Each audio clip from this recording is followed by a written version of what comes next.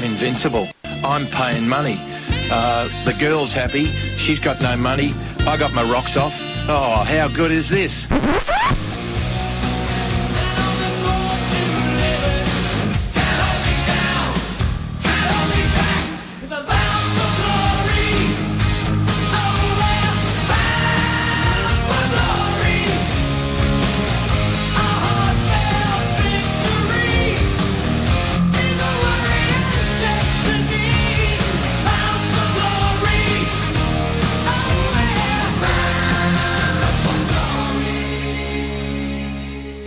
Good morning and welcome to Bound for Glory's Sin's only football show. Of the show dubbed the Scum Got Smashed edition by our producer. I'm Matt, introducing the rest of the panel. I'm Ashley. I'm Peter. I'm Jordan. And I'm Damon. And got a very interesting show today. A few upsets over the weekend as well as a few smashings. Going to start off with the Blues against the Tigers. The Blues really giving themselves a shot to really slip into that 8th spot, even if Essendon don't get any sort of point strip. They've still got a chance with a decent percentage, and that last round game against Port Adelaide is looking like looming as a big game. I'm still not quite sure what happened yesterday. Tigers seemed to be pretty much in control for most of the game. Then it hit the end of the third quarter and Carlton somehow found the lead, and sitting there as a Carlton supporter I was just like, what is going on? And I thought that Richmond were going to come back, but they didn't really put up a fight in that last quarter at all. Well, that's been the theme of the past 2 weeks. It's been Richmond dominating really for the first quarter. Maybe against Brisbane it was the first half, and then dropping off. And that's really due to, I don't want to say entirely because Carlton were good in the second half, but the training load at Richmond has really increased in the past month or so, and they've really put less of a emphasis on the past couple of games. So really, they're really trying to increase the conditioning in the lead up to finals, because now that we know that we're mathematically impossible, it's a mathematical impossibility to drop out of finals. It's basically just tuning up for that, and I think you'll see a lot more competitive Richmond against Essendon in the last round. But great job to Carlton. They kept their finals chances alive. Blues were able to kick 6 goals in the second quarter. A lot of that came off Brock McLean's back with 12 touches, and he kicked 3 goals. I think, did they all come in the second quarter? Yes, they did. He got 3 goals, 1 in the second quarter. He should have had 4 goals. He was on fire, and Mitch Robinson as well. He was playing really well. He hasn't been great in this year, but that was really something that he stood up, and both he and McLean were fantastic. And so was Ed Curnow. He did a fantastic job on Trent Cotchin. Held him to 14 touches, I believe. Yep. So great job by him. Jamison, as soon as he went to Rewalt, completely blanketed him. And Dustin Martin, I don't think it was so much the job that Tui did on him, although Tui did a great job, kicked a goal on him as well, playing a defensive role. But Martin, for some reason, was played in the forward line all game, and I was screaming at the TV, put him in the midfield, Dimmer. He's not got a touch, and for some reason he didn't. Probably because he couldn't hear you through the TV. Probably. I should have just called him instead. Yeah. But I mean, what were your thoughts on the game? Like, obviously, as a Carlton supporter, you would have loved it, but I did like it, but it was very messy. It was such a messy game from both sides. Like Carlton I didn't feel like we won, but I didn't feel like a win. Didn't feel like a win until about 5 minutes to go, when I knew that you guys couldn't come back. Welcome to my this year. Well, I mean, that's the sign of a good team, though. You don't play like you deserve to win, but you still win. And that's like, as you get more experience under Malthouse, that's just going to be the more of the trend as it goes on. But unfortunately, Richmond, no more chance of top 4 with that loss. I really didn't think we had a shot anyway, but mathematical chance, I always cling on to the possibility. But it looks, and Richmond went up in the rankings. We went up to 5th on the ladder despite losing, so good weekend. What was Mick Malthouse thinking in the first quarter when he put Josh Boots on Jack Rewalt? I don't think he was thinking. No, he was getting an absolute flogging. I think he was having a bit of his birthday cake. Yeah. It was Mick's birthday yesterday. If you haven't watched the replay yet, just his facial expressions were amazing in the coaching box. It was red as a beetroot. I reckon, though, seriously, that matchup, I reckon if you looked at the Carlton lineup and went, now, who's the worst possible matchup for Jack Rewald? Oh, besides some random member or fan, I reckon you've got... Dylan Buckley. Or Yeah, something. yeah, like, you couldn't pick much worse. The one positive thing that I did take from the game, though, was that Carlton had enough coverage to cover those players that were injured. So there was no Judd, there was no Watson, who we've heavily relied on in the last few weeks in the defence as well. So... and I thought initially, and it was discussed that Henderson could possibly go to the back line because of all the loss that we've had from injury. But it was good to see that there was that coverage there, and we didn't have to resort to that. Mm-hmm. It was good. Just on that, I think it was good that they stuck with Henderson in the forward line and threw Waite down back. I mean, Waite, I think he was caught out a couple of times, but he did well. I think that was more potent than putting Henderson down back because we didn't have a forward. Yeah, definitely. And both Casbolt and the reverse Casbolt had quite a good game. Reverse Casbolt being Vickery, of course. But Casbolt had a great soccer off the ground in the last quarter. That really sealed the game for Carlton. That was amazing. It was very good. And I was like, oh, come on, even the ruckmen are doing it. Oh, tall forward ruckmen are Still doing could have it. missed it, though, seeing as it was Casbolt. Should have missed it. But it really showed how much Richmond value the run, because it looked like they were very lacking in run. So Matt White, one of the fittest people at the club, was a laid out for Matt McDonough, who had an okay debut. You can't really ask too much of a first-year player. Nick Graham as well had a very good game for Carlton, I thought. Very easy to spot with that shock of blonde hair. Yes, he was pretty impressive. He's a good tackler. And Shane Edwards as well was missing, so it's really the more nimble runners that Richmond were lacking. Brandon Ellis had a great first quarter, kicking 2 goals and racking up touches, but then he got the attention from Dennis Armfield and basically did nothing else all game. So, I mean, credit to Mick Malthouse's coaching. He really identified what the key matchups were and completely shut them down. McLean beat Conker easily. Armfield beat Ellis, and Jamison beat Rewalt once they moved on to him. So, great job there. Moving on to the next game, Hawthorn versus Collingwood. Many would have thought it would be a little bit closer, maybe. What did you think, Pete? No, pretty much stock standard every time we play Hawthorn. Yep, they pretty much, we stick with them for about half, then they smash us. Yep. Pete, you obviously watch a bit more Collingwood than most of us. What was the difference between Collingwood's game this week compared to the team that beat Sydney last week? Yeah, it's kind of hard to work out. Like, I think just Hawthorn are one of those sides that just match up too well on us. Like, we always do really well against Geelong, and I think that's just because we match up well on Geelong. Hawthorn just match up too well for us. I don't think we really have a match that's appropriate for Buddy at this stage, and he always tears us a new one, and he did it again. Even though he didn't kick, 6-7 goals, he still had a pretty big influence.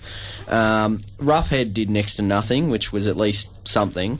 And apart from that, Brodie Grundy killed their rucks, which I was overly impressed with. But it's pretty sad when Beams did all right in the first half and was solid. But apart from that, Brodie Grundy was just about best mid, really. Yeah, he was fantastic. He had 20 touches, he had 6 clearances, 28 hit-outs, and 29% of those were to advantage. And I don't think you should be really surprised with him, because he was touted to go as a top 3 pick last year, and he slipped all the way to 18. I cannot believe it. A lot of people were saying that he's probably the best ruckman to come through in quite a long time through under 18s. Well, last week he was out-bodying Mumford at some points, that's almost impossible to do. So, he's been ultra impressive, and right now you wouldn't pick Jolly over him. So he looks like he's holding his spot, definitely. I thought it was a very good game overall. It was really a finals-type atmosphere. I had flashbacks of the prelim from a couple of years ago. And it's really unfortunate for Collingwood, given that Hawthorn's 3 ins, Hodge, Franklin and Birchall, were their best 3 players. So, and speaking of Hodge, he had a ripper game. He did. Best on ground in my opinion. Great game. So for him to come back in and add to the Hawthorn side is going to be a great thing for them come finals. Yeah, and it was great to see Birchall back into it as well after a long, long time on the sidelines. So good for him. Hawthorn really cementing the number 1 spot there. And another interesting thing, Swan and Pendlebury had 30 touches each, and you lost. Yep, and do you know the fact with that? 31 times that has happened. We've only lost 3 times, so we've won 28. Guess who they were all against? Hawthorn, obviously. Yep. All 3 were against Hawthorn. So it kind of tells you that if they pick up 30 touches, and it's against anyone other than Hawthorn, we're likely to win, but against Hawthorn, just get to 29, you bench him. And I thought Brendan Whitecross has a great game as well against Heath Shaw. Heath Shaw was very... Heath Shaw. He had a stinker. I wouldn't say a stinker. He had one touch. He had one touch to half time. Yeah, but... Okay, yeah. I was listening on the radio and I was thinking, shit, there you go. I only need to go down there, grab the ball, and I've pretty much done what he's done for the night. So you were definitely lacking his dash off the half. And what's with Harry lately? He's overly aggressive lately. Come on. He's mad. He's always been aggressive, just not towards the players. Like, he's always grabbed the ball and gone, I'm going to run, but he's never really, I don't know. He's channeled he's obviously, he's probably gone overseas to Nepal and channeled some monkism or something. Buddhas, I don't know. Who knows with Harry? And it was great to see Brad Sewell get it back into some form as well. He had 13 touches at the 19-minute mark of the first quarter, I believe, and was absolutely cutting the Collingwood midfield to ribbons. Great game by him. Try leaving him out of the finals now, Clarko. It's going to be a very hard task. Yeah, definitely. Look, Hawthorn are a quality side, and I went into the game thinking we'd probably be about 5-goal margin if we were all right, because even when we play well, we usually don't beat Hawthorn. But, yeah, full credit to Hawthorn. That's the reason they're on top. And as long as they don't play them in the finals, I'll be happy. So, yeah. Yep. I thought it was a pretty sneaky tactic by Clarko by bringing in Brent Berry. He was a late out and brought in Max Bailey, so I thought that allowed them to put Hale forward as well and kind of left you a bit... They needed to put him forward because Grundy was tearing him a new one. So yeah, but I think that they gave him a bit of added potency. Yeah, no, Hale, another one, because they kept Reid forward and he didn't do overly heaps, really. So left a lot of reliance on Cloak. He should have dragged Gibson off a bit more, but yeah... just the way it goes. Hale should have had 3 goals in the first 5 minutes, just quietly though, because he hit the first 3 shots or something. Didn't he? 2 or 3. It was ridiculous. Missing from dead in front. He's doing a Cloak. He was doing a Cloak. Doing a Cloak. And it was a relatively close game. Not so much for the next game we're going to cover, the Cats against the Eagles. Now that was an absolute thrashing. Over in Perth as well. I can't believe that, over in Perth. I predicted Geelong to win comfortably, but by that margin, I thought that's way too much. It seems like they're really gearing up for the finals. Maybe that slump in form was due to a higher training load, maybe just to gear them up for some fitness. It was really the Mosquito fleet that did quite well for them again. Stokes was good. Motlop was great. Christensen was great. Great games from Selwood again. Selwood was fantastic. I was just going to say, I don't know what's happened to him, but he seems to have added the side of his game where he can go forward and kick multiple goals. I think last week he kicked 4 as well, and the week prior to that he might have kicked 2 or 3. Yeah. So it's it's pleasing to see that he's added that to his game. Yeah, and again, Steve Johnson had another great game. Jimmy Bartell really bounced back after last week. I know Geelong thrashed Port last week, but he had 7 goals kicked on him by Monfrey, so a much more solid game by Bartell. And it was really just the elder statesmen of West Coast that were really the only ones that were quite competitive. Josh Kennedy's dropped off in the past few weeks, I've noticed, and left the race for the Coleman wide open. He's got to give it to Cameron. Yeah. Just let Cameron win it. I hope he does, but he didn't have a great game either, which we're going to discuss a bit later. So really, West Coast, no chance of the top 8 or top 9 anymore. And Geelong really pushing to keep that number 2 spot because Fremantle are really eyeing it down. Geelong will have to win all the remainder of its games for the rest of the season, but because basically Fremantle's are freebies at this point. Do you see Worsfold at West Coast next year? Well, it looks like it at this stage. Like all reports are saying that they want him on, and he hasn't said no yet. He's keeps changing his mind, but they said the other day that he seemed to be keen to go on another year. So my thought is that there's something definitely going on behind the scenes, because for West Coast to go from how they were last season to this season without that many dramatic changes, it's obviously something that's going on, and I just think it's something behind the scenes. So possibly tanking. Not tanking. You don't take the start of the year. 2010 style. Planning. Drops down. Yep. Well, they're not doing a very good job because they're still mid-range. So, and I don't think they'll be going for Paul Roos, seeing as though he doesn't want to take any jobs on offer at the moment. Well, so he that's says. Not Melbourne and Brisbane. They haven't offered enough Can money you blame him? But Sport for choice.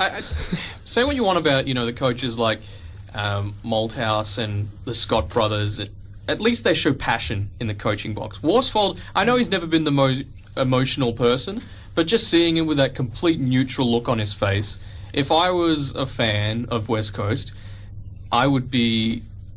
He looks bored, sort of. He looks very But then bored. remember Bomber Thompson at Geelong eating a sandwich. But they were But they were winning. thrashing. I know, coach themselves. I know, but still. They'd be coached by the sandwich. I think, you can eat a sandwich if you're, 80 points up at half-time or something. Yeah, I know. I just found it funny, because he rarely got angry as well, and Well, when you have a list like that, you can afford to. But, I would be fed up with it, honestly, if I was a West Coast supporter. But, they've got a decent young brigade coming through. I mean, Wellingham was best on ground for the Eagles, but and he's a relatively young player. But, I mean, there's noise that they're trying to recruit a lot of young midfielders in the off-season. Reece Conker is at the top of their list. But, I mean, what can they afford to give up for him? Because obviously Richmond highly rate him. He was taken at pick number 6 just 3 years ago.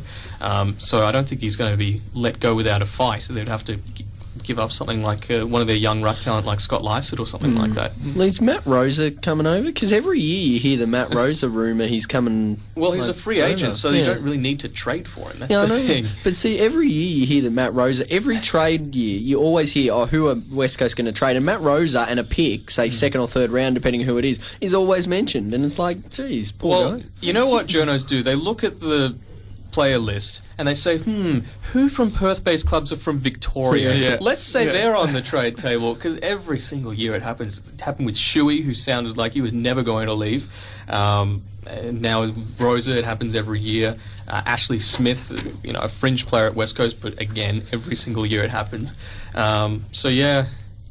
Just don't read too much into that, I don't think. But who knows? It could happen. They could be trying to blood a lot of young talent, because Darren Glass signed a 1-year extension, as did Dean Cox, but I think next year will be their last year, in my opinion. And what's happened with Josh Kennedy? I was surprised to see he didn't kick anything yesterday. Yeah, it's been a bit quiet.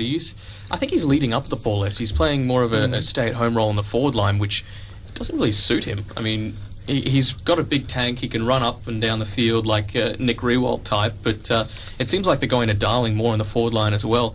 So I'm not sure if that's just a change in coaching style or if he's got an injury or what, but definitely not the Josh Kennedy we're used to seeing. No, I think he was pretty poor. And last week he wasn't great, but he like when he came up the ground, he had a bit of an effect. But he's much more suited to going deep forward and having a target to kick to, because they're just bombing it and no one's getting it. So. Yeah, and we'll just read out a text. Oh dear, I don't want to read this one out. Yes, Do it. okay, I'll do it for you, George. Yeah. One from Aidan. Those drug-cheating Essendon scum got absolutely smashed by the might of the North Melbourne Football Club. Winners don't use drugs. There we go. And these are Slam. the thoughts of Aidan, not Sin or any of the people on the panel. No, not at all. But on that note, be sure to text in 0427 767 767 or online at sin.org.au. We'd love to hear your thoughts on any of the games this weekend. But we'll be right back after some Sin messages. SYN Sin Radio.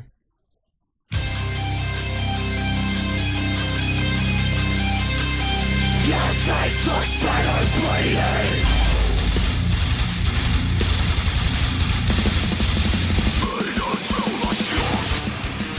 Mosh Pit on Sin, the place to get the best punk and metal going round.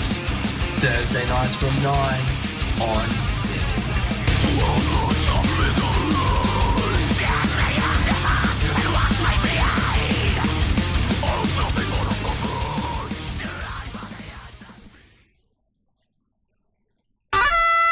Hey Belle, I got us a new sound effect. We are so the Pooh Show right now. We are not the Pooh Show. Is that because our name is Double Dump? Yeah, of course it is. See, it works perfectly. That's disgusting. I reckon we do it. Okay, so double dump on Sin. I will never share with you the real reason why I call it Double Dump. Oh, stop it! Double Dump with Blakey and Bell. Sundays 1 p.m. on Sin. Objection, 5 to 6 p.m. weekdays and 8 to 10 a.m. weekends. Hi, I'm Kenton, and I once had blood transfusions with a goat. Objection on Sin. and you're back on Bound for Glory on SYN, your only AFL program. Make sure you text us in on 0427 767 767. Now, I think we're going to talk a little bit about the big game from yesterday, the Kangaroos and Essendon.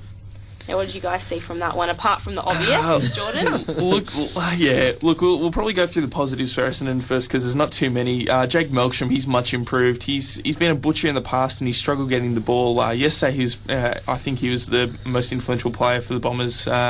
19 touches, 3 goals, 2. He's really getting clearances and he's performing consistently, which is fantastic to see because he looked like he was not going to make it as an AFL player. And Joe Danaher, who's a great mark, but he's a shocking kick at goal. He had 4 points yesterday. I think at least 2 or 3 of those were kickable. Who can Essendon look at to bring in as a goal kicking coach because he just cannot kick straight? The Fossil. The Voss? The Voss, yep. Fossil's Academy of Reliable Kicking needs to come down to Windy Hill. Shocking. I would say Dunstall or Brereton, but they're Hawthorn. There's no chance of that. Scott Lucas, Matthew Lloyd. Why can't you get Lloydie down? Look, well, we probably should He's because wrapped up with Channel 9 though. Richo, there you go. Yeah, Richo. It would be better He's than wrapped up with Channel 7. As long as he's on the goal line. Yeah. Richo, yeah. He'll be most valuable there. better than Cloak. But again, Essendon, you had a few good players that had a few good games.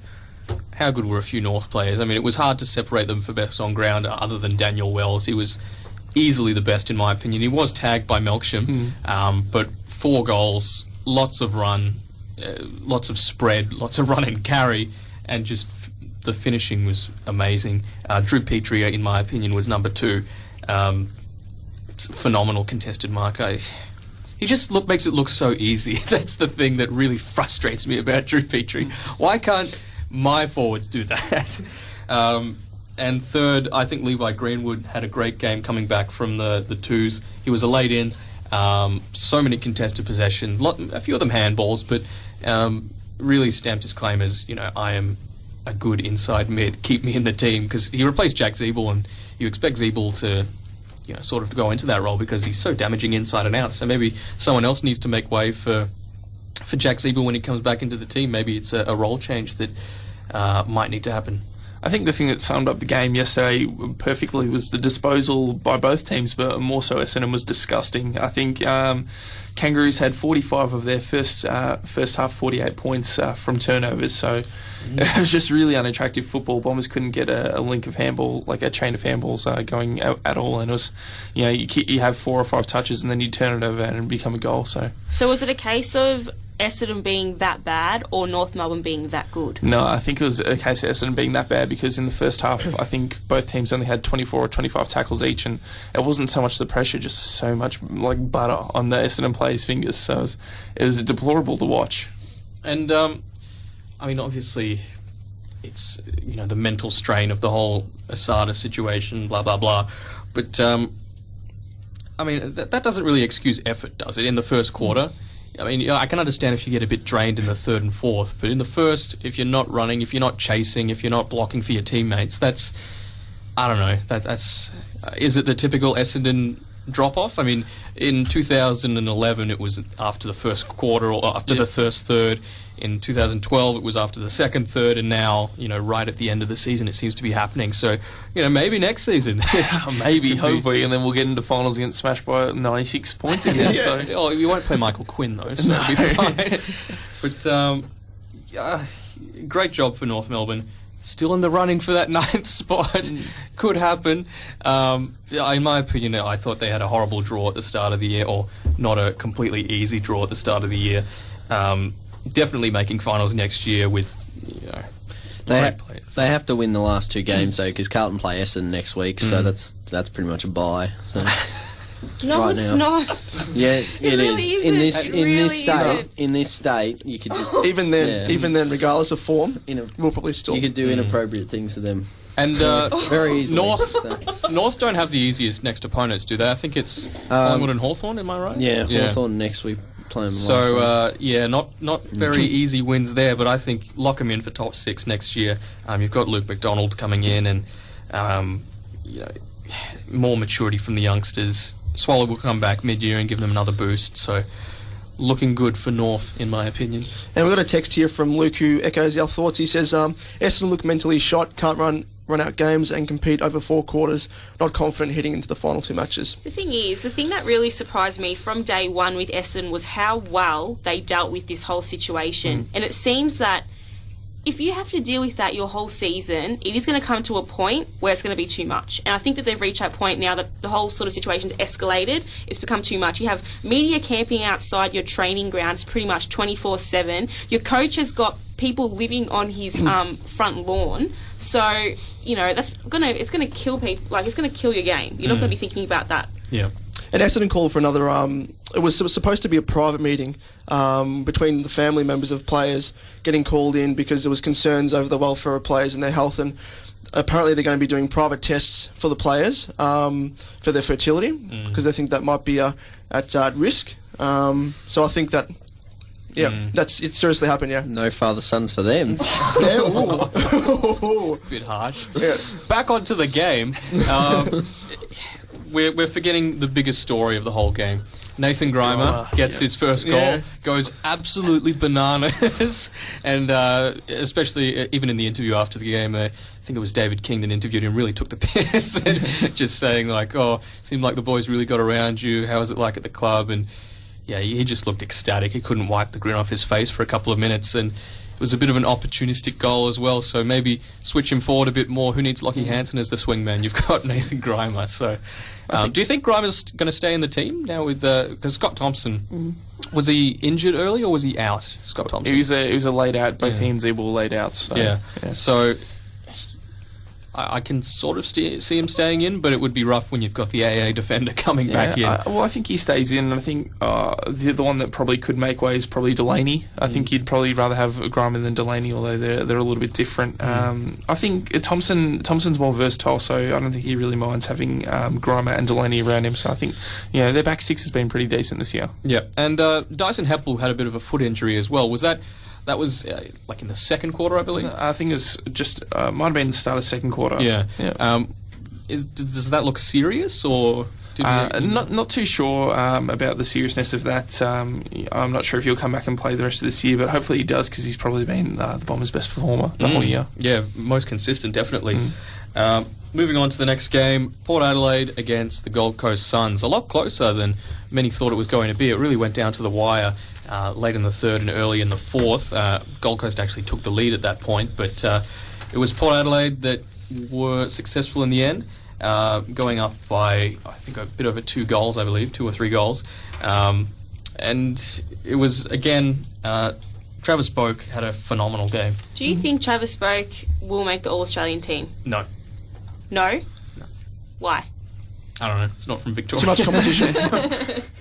Too much competition? Yeah. Well, he had 35 touches and 3 goals, and he was absolutely outstanding. He's probably the best player this entire weekend. He had 7 inside 50s, 4 tackles, 5 intercept possessions, 6 clearances, so he was fantastic yesterday. He's been so consistent, though. There probably hasn't been, or there probably has, but not as many games where he's been down the bottom. He's pretty much been the top player for Port for most of their games this season, so I definitely think he's in All-Australian contention. I think he'll make the squad. He won't make the final team. Okay, fair enough. Harley Bennell and Andrew Boston, yes, they were pretty good. I think Harley Bennell had 28 touches and 3 goals, 3 goals, 3, and Boston had 3 goals as well. I think he's kind of gone off the radar a little bit, Boston, in his draft year. A lot of people looking at him saying he was going to be an interesting academy prospect, and he's come on and he had 14 touches yesterday, and he's gone about his work quietly, but he's looking to be a good prospect. I think Gold Coast are going to be a really, really, really scary proposition once they fix their bottom 5 players, because I don't know what they see with Tim Sumner, because he's just, I don't know, a bit unco. He does like 95% of things right, but then right at the end he just messes something up, and he's incredibly athletic. Same with Josh Hall, but I don't know. I don't see it with him. I mean, you've got Brandon Materia come back into the team, and you've got who else is injured for the Gold Coast? I mean, was Bock playing? I don't remember. No, Bock was out. I think his season's done. Yep. But you've got Jack Martin to come into the team next year. You've got another early pick to come into the team because despite how many early picks they've had throughout the past few drafts, they've got another one coming this year. Who knows what talent they can inject into the team? This year's draft, while it lacks a little bit of depth after the 35, 40 mark, it's still, the early draft is still going to do, very well for them. Well, I think this year they could definitely get a lot more classy midfielders. I think Sumner was recruited as that outside player who can not win a game off his own boot, but really provide an influence. And yesterday he only had 6 touches, so it's just not enough for him. Definitely. And Seb Tape had a massive clash. I think Hamish Hartland might be in some trouble for the bump that he had on him. Seemed to raise the elbow a little bit and caught him quite high. Completely knocked him out. He was out before he hit the ground, and he was subbed off for the rest of the game. So hopefully Tape is all right. He's got a concussion, obviously, at least, but thankfully no facial injuries. But quite unfortunate for a young player to get that sort of treatment. And it's becoming a bit of an unusual trend. I say the past 3 weeks or so, Gary Ablett's been playing down on his recent performances. He only had 22 possessions and 3 behinds and was completely blanketed by Kane Corns. So I think with the run of Joel Selwood, he could come up and potentially steal off that Brownlow medal. Yeah, and Corns as well had quite a good game himself, just from his own personal stance. He obviously kept Ablett to 22 touches, I think Damon said, but he certainly worked offensively himself. And again, Matthew Lobe had another great game. He's really stamped himself as one of the best young rucks in the competition in the past month, so good game for him. I think just on Kane Corns, he has inherited the Spaceman title. He's been around for so long, but 22 of his 26 touches yesterday were uncontested, and he's still playing that great tagging role. But I think in his past few years, he's really come out as that outside player who can just get create a little bit of run and carry. And speaking of the young ruckman as well, Daniel Gorringe had quite a good game. Obviously, he's the 4th or 5th string ruck. He's well down the pecking order, but he had a great game on the weekend. Showed real athleticism and showed why he was a late first round pick a couple of years ago. I think he's around. I thought he was around pick 10, 11, I think. Yeah. So great game by Gorringe. Even if it's likely that the Gold Coast are going to trade one of their young rucks.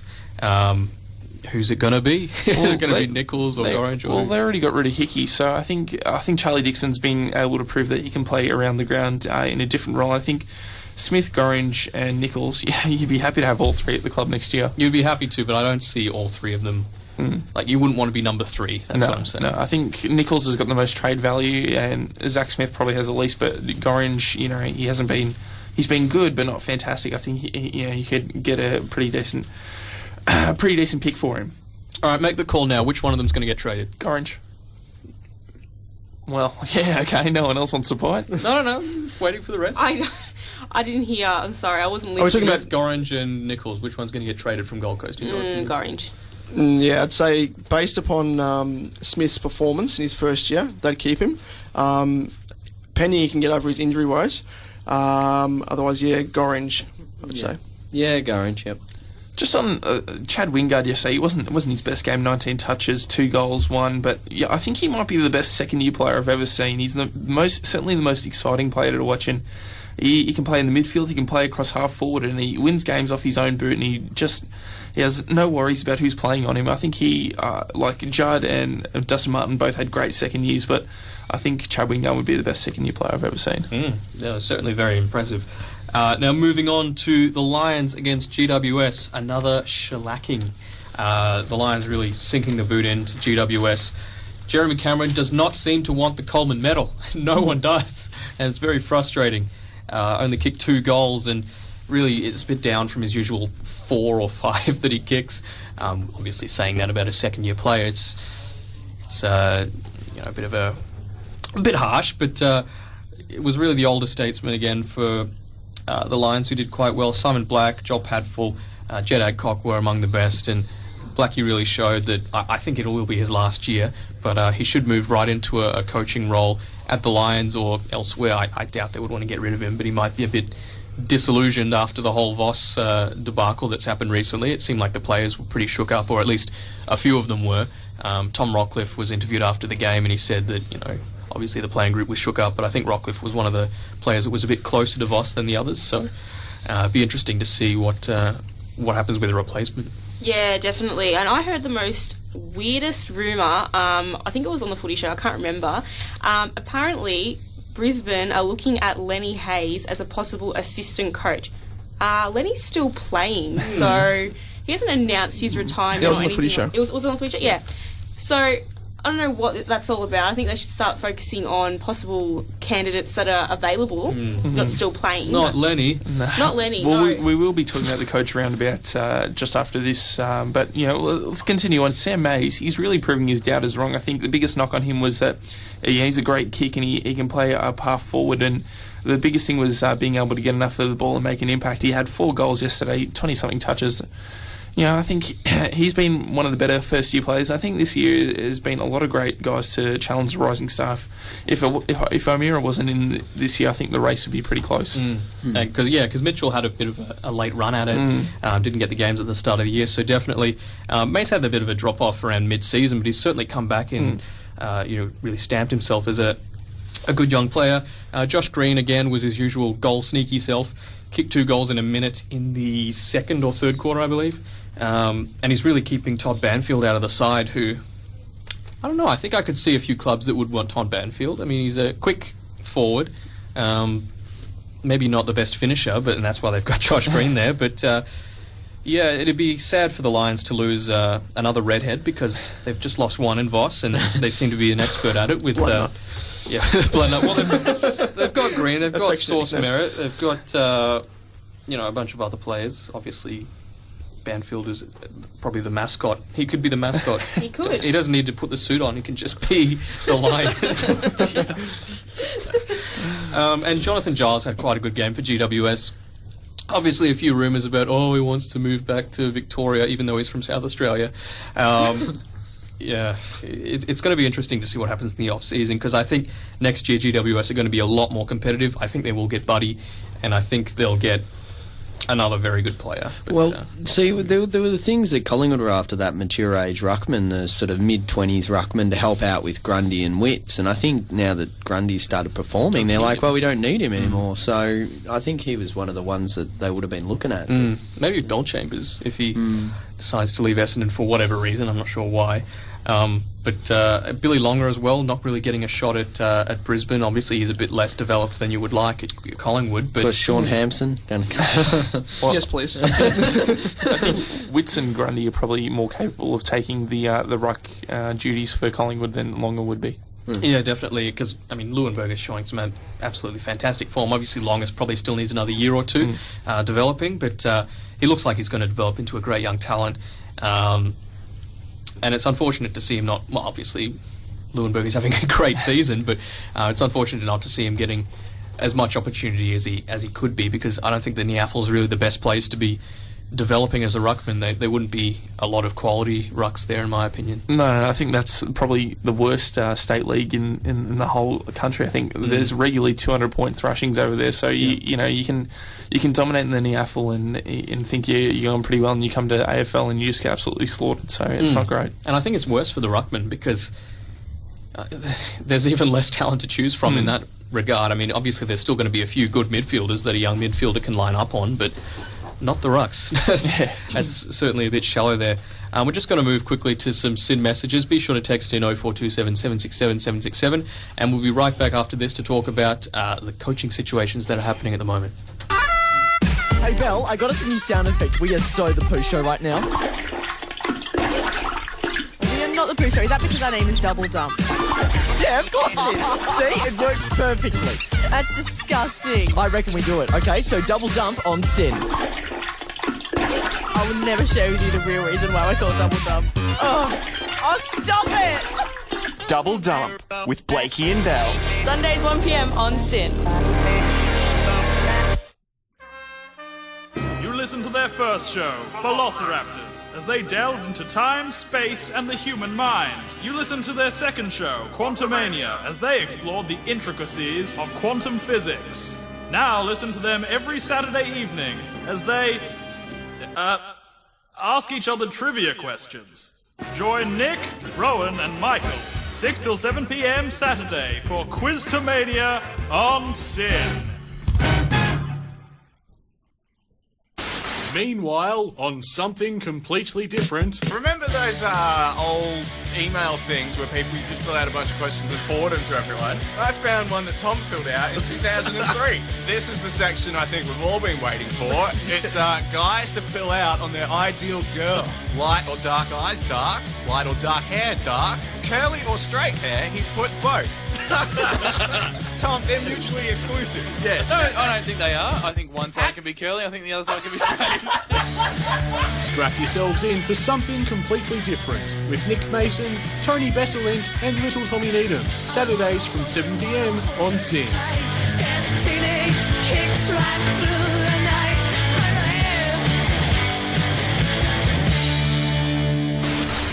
You're on Bound for Glory on Sin. Text us in on 0427 767 767. We're going to be chatting about the coaching merry-go-round right now, so if you got any thoughts on that, make sure you text us in. We'll start off, obviously, with Michael Voss departing, and Mark Harvey came in, and he's the assistant coach, and he's taking the caretaker role at the moment. Obviously, he's past form at Fremantle. I think he definitely deserves another senior coaching spot. What do we make? I think he's come out and said he doesn't want to be the Brisbane coach. Mm-hmm. I think he's open to be another coach, but I don't think he wanted to be the Brisbane coach at the moment. Better than being the Melbourne one, to be quite honest. I suppose so. I think Voss will definitely be highly sought after as an assistant coach, as a midfield coach, because there's a lot of coaches going around that are going to be moving clubs and that sort of thing. I know Wayne Campbell at Richmond is linked with a few clubs, so maybe Richmond might need him as a midfield coach, but you've obviously got Justin Lepich there. I've heard Lepich might be being chased as the head coach in Brisbane, which bring back another redhead if you want. Definitely, and he's certainly a likeable guy, so I think that would be a great coup if Brisbane could get him. But replacements for Voss, not Lenny. No, look, definitely not Lenny. I think you'd want a guy with, he's had a bit of experience there. I think Rodney and Brad Ratton and Mark Williams are all interesting candidates. I don't know if any of them would want the job, but I think you've got a developing list and you've got quite a bit of talent there, and I think you could definitely make finals in the next year or two. So you want someone that's not going to be a guy that has to rebuild from the bottom. It's a lot more appealing than the Melbourne one. If I was, Mark Williams, I'd be saying, Melbourne, Brisbane, that's all right. So, I think it's definitely appealing. You've obviously got the weather, which will be nice all year round, which is a big bonus. Do you think even like a previously tried, like Gary Ayres, for example, would be tempted to do it? Or I know it's not an AFL level, but is it Nigel Smart whoever coaches Norwood in the Sandful? I know he's Bassett. Nathan Bassett. Bald people. Nathan Bassett, I think he'd be a great coach at AFL level. He doesn't want to come up and be an assistant coach. He wants to be a head coach or nothing. And he's done great work in the Sandful. So maybe it could be him, but who knows? Sorry, go Pete. No, I was just going to say another possibility. I was going to say possibly Neil Craig. Like, I know they probably will rule him out of the Melbourne job just because obviously he hasn't done, over and above what you'd consider. But he could be one. He did well with a reasonably young Adelaide list. He took them to the finals and that, and turned them into the Crowbots. Yeah. Well, like he didn't do a bad job. What I was going to say, he's not like a coach like other coaches that have been sacked because they were completely, terrible. Yep. He was a reasonable coach. So I think he might be on the lower levels behind those experienced ones. If they couldn't get them, then I think he could be a deep smoky. Sorry, go. No, you go. You were next in line. Well, Neil Craig, I think he's definitely good at developing a defensive list, and I think Melbourne probably do have that. They've got a lot of guys that can play, I guess, tagging roles, and they've got a decent back line, and their forward line's the one that struggles. So I think if he got the Melbourne job, he could probably do a decent job with that list. I definitely think Brisbane do need an experienced coach, though. I don't think they can just get a Lenny in to coach. I think they definitely need someone with a bit of experience, and probably, like you said, Pete, someone like a Neil Craig who has coached a senior side and knows what the sort of ins and outs of it are. Because, like you said, Joyce, they've got a team there that can potentially play finals in the next few years. So I think they need someone that's ready to go. Just introduce it. The interesting thing is, if they win, let's say they win next week and then lose to Geelong, as everyone's expected, because they play the Bulldogs next week, and obviously, as we said, North and West Coast have reasonably tough draws. If they were to lose, they could finish 10th. I'm just wondering how high where Brisbane expected to be, sort of, because I would have said 10th to 12th is about right for where Brisbane should have been. Were they actually internally expecting finals, perhaps? Probably because of the NAB. pre-season. Probably because of the NAB Cup, they probably would have, but I shouldn't have won that. It's a death. Well, in the last year, they were among that group of, I think it was 5 teams. It was Brisbane, Richmond, Essendon, Carlton, and St Kilda, I think, that just missed out on the finals basically by a couple of wins. And it was a big group, and then there was a big drop to the next level. So maybe Brisbane are thinking, why aren't we up there? Why aren't we competing for finals? We won the NAB Cup. We should be doing this. And I think Brisbane certainly have been showing a lot better form in the second half of the year than they did in the first half. And they were growing, and I mean, let Voss coach out the season, surely. That's what I thought they were going to do initially. I thought they just weren't going to honour his contract and give him a new one. Well, and then I think once he learned that, said he didn't want to be coaching anymore. But I'm saying they shouldn't tell him that they're not going to be extending his contract until the end of the year. Or at least tell him privately and don't do it publicly. So, very interesting. John Worsfold, possible replacements there, because I think he's gone. I think he's gone as well. I don't think he's interested anymore. Yeah. Well, Voss? Would you bring in a former Western Australian, or what would you do in Worsfold's case? Well, I'll get Ben Cousins to coach him, I think. Fun times. Well, who is a West Australian that love to see his training drills? What would you declare the match between West Coast and Essendon then? A very close encounter. The dealership. The dealership. The dealership match. Back alley match. I honestly can't think of who would possibly not want to coach West Coast, but how they would go about selecting them, because nothing really jumps out as a possible option. Well, you think back to like the 92-94 premierships. There's no one really from that era that's going around in assistant coaching roles at the moment. Well, if you're Paul Roos and let's say you take a job next year, you've got the choice out of Melbourne, West Coast and Brisbane. Which one do you pick? West Coast. West Coast. Yeah. For sure. I doubt he'd want to move his family all the way over there. That's the problem. I'd almost pick Brisbane, I reckon. Just because I think West Coast, I know they've got some good youngsters in midfield and up forward. I think they're aging a bit down back, though. They've got Mackenzie, obviously, he's still good, but I have a feeling like that I think Brisbane might be very good in a couple of years, and obviously the weather, the location, everything like that. I think Brisbane might be an attractive prospect. Perth weather's not that bad. Yeah.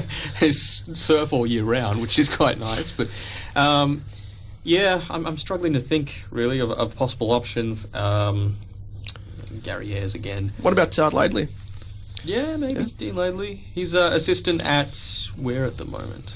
One we haven't mentioned is Brett Radden. Yeah, I think he's probably one of the guys that deserves to be a senior coach. I thought he was very good at Carlton. Then, I wouldn't mind seeing him go to Melbourne. I think he's probably a guy that he can really rebuild from the bottom, and he's done it before at Carlton. So yeah. Great development coach.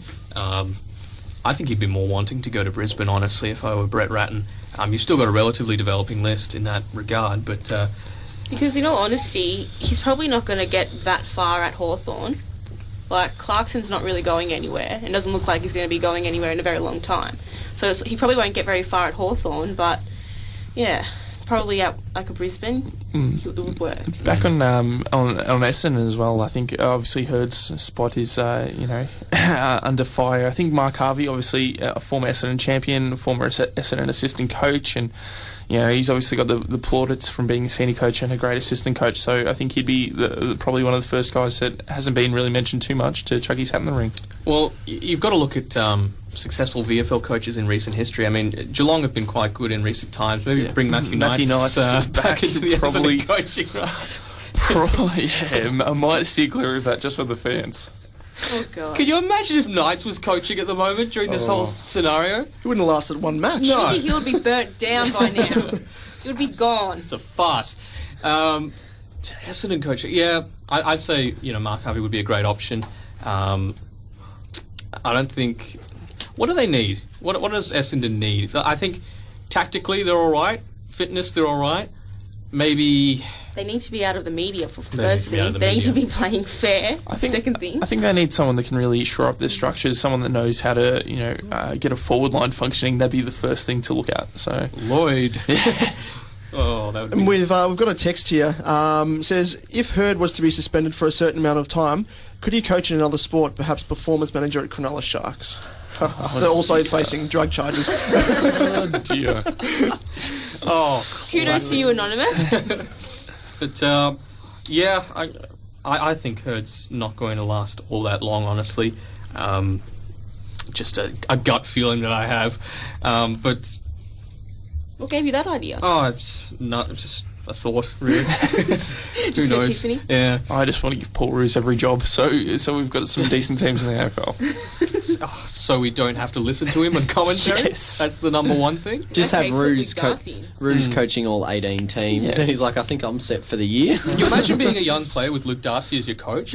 Now, you're the best in the business at handballing. Then he goes to the next player, you're the best in the business at contested marking. Love Say the way that you go again. about it. Say it again. Oh, classic. Anyway, I'm sure that you have a lot of thoughts about it. Be sure to text in with your thoughts, 0427 767 767. We're going to go to a quick break and come back with the previews for the remaining games from today. Are you sick of the politicians of today? Leaving young people on the dole is such a terrible waste. Tune in to Future Politicians to hear from the leaders of tomorrow. Saturdays, 3:30 to 4:30. Meanwhile, on something completely different. Remember those old email things where people just fill out a bunch of questions and forward them to everyone? I found one that Tom filled out in 2003. This is the section I think we've all been waiting for. It's guys to fill out on their ideal girl. Light or dark eyes, dark. Light or dark hair, dark. Curly or straight hair, he's put both. Tom, they're mutually exclusive. Yeah, no, I don't think they are. I think one side can be curly, I think the other side can be straight. Strap yourselves in for something completely different with Nick Mason, Tony Besselink and Little Tommy Needham. Saturdays from 7 p.m. on Sin.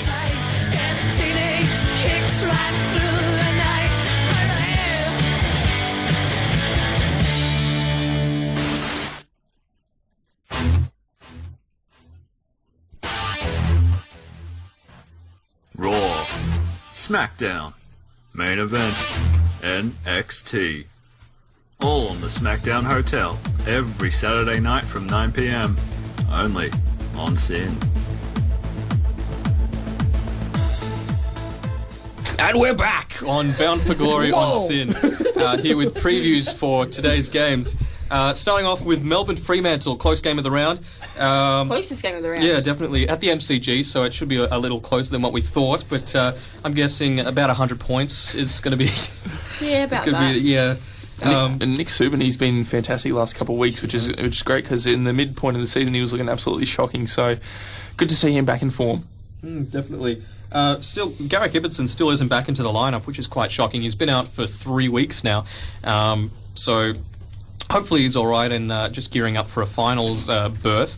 But Fremantle really looking to shore up their top 2 position at the moment with Geelong winning on the weekend. They really need to smash the Demons. Hopefully Pavlich gets into some decent form, if not for himself, for my fantasy football team.